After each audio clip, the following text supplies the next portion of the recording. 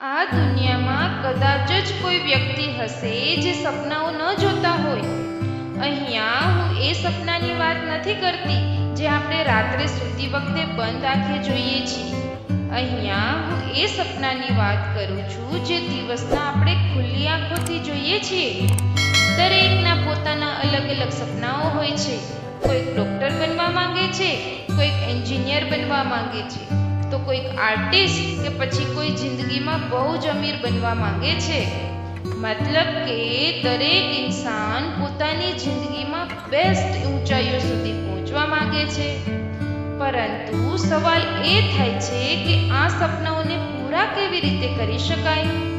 થોડા ઘણા લોકો એ સપનાઓને પૂરા કરવામાં સફળ થઈ જાય છે, જ્યારે ઘણા ખરા લોકો પોતાની ટેલેન્ટને ઓળખવાનો પ્રયત્ન નથી કરતા અને સાચી દિશામાં આગળ નથી વધી શકતા અને પોતે હાર માનીને બેસી જાય છે અને કહે છે કે કદાચ આ મારા નસીબમાં જ નહીં હોય. પરંતુ મારા મિત્રો, હું તમને એવું કહું કે તમે તમારા દરેક સપનાઓને પૂરા કરી શકો છો. એ પછી કોઈ નાનું સપનું હોય કે કોઈ મોટું સપનું હોય. હા, તમે બરાબર સાંભળ્યું છે. તમે તમારા દરેક સપનાઓને પૂરા કરી શકો છો. એ માટે માત્ર તમારે તમારી અંદર છુપાયેલી તમારી ક્ષમતા કે તમારી ટેલેન્ટને ઓળખવાની જરૂર છે. ચાલો આપણે ભગવાન શ્રી કૃષ્ણ અને અર્જુનનો એક સંવાદ જોઈએ, જેના દ્વારા તમારા આત્મવિશ્વાસમાં 4 ચાંદ લાગી જશે. એક સમયે દ્વારકાની મોહક ભૂમિમાં ભગવાન શ્રી કૃષ્ણ રહેતા હતા, જેઓ તેમના શાણપણ, પ્રેમ અને માર્ગદર્શન માટે જાણીતા હતા. એક દિવસ કૃષ્ણનો સામનો અર્જુન નામના એક યુવાન છોકરા સાથે થયો, જેનો આત્મવિશ્વાસ ઓછો હતો અને તે તેની સાચી ક્ષમતાથી અજાણ હતો. અર્જુનની પરિસ્થિતિથી પ્રભાવિત થઈને કૃષ્ણએ તેના માર્ગદર્શક બનવાનું નક્કી કર્યું અને તેની છુપાયેલી ટેલેન્ટને શોધવામાં મદદ કરી. કૃષ્ણએ અર્જુનને સ્વશોધની સફર શરૂ કરવા આમંત્રણ આપ્યું. ત્યાં કૃષ્ણએ અર્જુનને કહ્યું કે તારે ઘણા બધા પડકારોનો સામનો કરવો પડશે, જે તારી નિષ્ક્રિય પડી રહેલી ક્ષમતાઓને ખોલશે. અર્જુને કહ્યું કે હું બધા જ પડકારો માટે તૈયાર છું.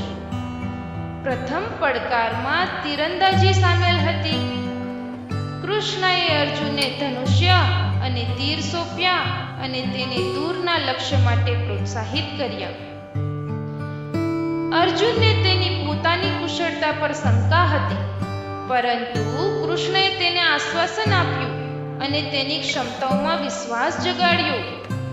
કૃષ્ણના માર્ગદર્શન અને પોતાના દ્રઢ નિશ્ચયથી અર્જુને તીર છોડ્યું અને ચોકસાઈથી નિશાન પર પ્રહાર કર્યો. અર્જુનનો ચહેરો આશ્ચર્ય અને પોતાની જાતમાં નવી માન્યતાથી ચમકી ગયો. જેમ જેમ તેઓએ તેમનો પ્રવાસ ચાલુ રાખ્યો, કૃષ્ણએ અર્જુનને પેઇન્ટિંગ સાથે પરિચય કરાવ્યો. અર્જુન અચકાતો હતો, ડર હતો કે તેની કલાત્મક કુશળતા પૂરતી સારી નહીં હોય. કૃષ્ણએ તેમને મુક્તપણે અભિવ્યક્તિ માટે પ્રોત્સાહિત કર્યા અને તેમની સર્જનાત્મકતાની શોધમાં માર્ગદર્શન આપ્યું. અર્જુને વાઇબ્રન્ટ લેન્ડસ્કેપ અને જટિલ ચિત્રો દોરવા માટે એક છુપાયેલી ટેલેન્ટ શોધી કાઢી હતી. અર્જુન પોતે પણ પોતાની અંદર છુપાયેલી કલાત્મક શક્તિથી આશ્ચર્યચકિત હતો. તે ક્યારેય પણ જાણતો ન હતો કે તેની અંદર આવી પણ શક્તિ છે. આગળ કૃષ્ણએ અર્જુનને સંગીતનું સાધન આપ્યું. અર્જુને આ પહેલા ક્યારેય કોઈ વાદ્ય વગાડ્યું ન હતું અને અર્જુનને તેની સંગીતની ક્ષમતા પર પણ શંકા હતી. જો કે કૃષ્ણએ તેમને ખાતરી આપી કે સંગીત બધા માણસોના હૃદયમાં રહે છે અને તેમને તે સાર્વત્રિક લયમાં ટેપ કરવા માટે પ્રોત્સાહિત કર્યા. જેમ જેમ અર્જુને તાર વગાડ્યો અને તેની આંગળીઓ વાદ્યમાં નૃત્ય કરવા લાગી, ત્યારે એક સુંદર ધૂન ઉભરી આવી, જે તેને પોતાના અને કૃષ્ણના આત્માને પણ મોહિત કરે છે. દરેક પડકાર સાથે અર્જુનનો આત્મવિશ્વાસ વધતો ગયો. તેને સમજાયું કે તેની સાચી શક્તિ હંમેશા તેની અંદર રહેલી છે અને એ છુપાયેલી શક્તિ બહાર આવવાની રાહ જોઈ રહી છે. કૃષ્ણએ તેમને શીખવ્યું કે સ્વશોધ એ જીવનભરની સફર છે. વ્યક્તિની પોતાની અનન્ય શક્તિ અને ક્ષમતાઓને ઓળખીને અમર્યાદિત ઊંચાઈઓને આંબી શકે છે. અર્જુન હવે નવા આત્મવિશ્વાસથી ભરપૂર થઈને વિશ્વ સાથે તેની ટેલેન્ટ શેર કરવાનું શરૂ કર્યું. તેમણે મંત્રમુગ્ધ કરતી કલાકૃતિઓની રચના કરી, ભાવપૂર્ણ ધૂન વગાડી અને અન્ય લોકોને તેમની પોતાની છુપાયેલી ટેલેન્ટને સ્વીકારવા માટે પ્રેરિત કર્યા. અર્જુનની પ્રતિભાનો અવાજ દૂર દૂર સુધી ફેલાયેલો છે. જેમ જેમ અર્જુનની લોકપ્રિયતા વધતી ગઈ તેમ તેમ એ અનુભૂતિ થઈ કે દરેક વ્યક્તિ પાસે વણઉપયોગી ટેલેન્ટ છે. તમારે માત્ર એ ટેલેન્ટને શોધવાની જરૂર છે, જે ટેલેન્ટ તમારી રાહ જોઈ રહી છે. અર્જુનના પરિવર્તન અને આત્મશોધની વાર્તા, જેઓ પોતાની ક્ષમતાઓ પર શંકા કરતા હોય છે તેમના માટે આશાનું કિરણ બનીને રહેશે અને આત્મ સાક્ષાત્કારની પોતાની મુસાફરી શરૂ કરવા માટે પ્રેરણાનો સ્ત્રોત બનીને રહેશે.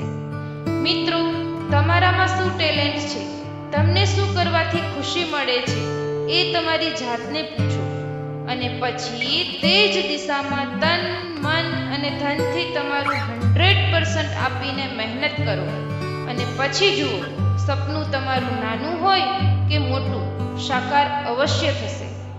કેવું લાગ્યું આ વિડીયો તમને મિત્રો? એ વિશેના તમારા મંતવ્યો કમેન્ટમાં લખીને જરૂરથી જણાવશો. જો પસંદ આવ્યો હોય તો લાઈક કરો, તમારા મિત્રો સાથે શેર કરો અને આવી જ ઇન્ટરેસ્ટિંગ રસપ્રદ માહિતી માટે પૂજા મારવાણિયા યુટ્યુબ ચેનલને સબસ્ક્રાઇબ કરવાનું ના ભૂલશો.